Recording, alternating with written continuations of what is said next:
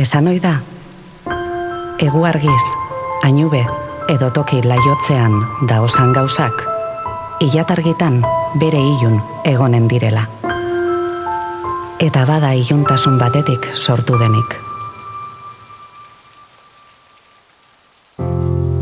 Errealitate lainotu baten hasi ginen oinez. Normaltasun berri baten baitan. Aspaldian, eguzkiak berotu ezarren, iluntasunetik jaiotzen den lore baten antzera. Bide zabalenetan murgildu gara, askotan galtzen, sufritzen. Eta jasan ditugun zaparradetatik indar berrituta irten gara. Errautsetatik loratu izango bagina bezala. Joan zaizkigunei, abestu diegu, izarren babesera. Eta erortzearen giltzarri zutitu gara, loratzen jarraitu. Eta datozenei ere, bidea egina ahal izateko.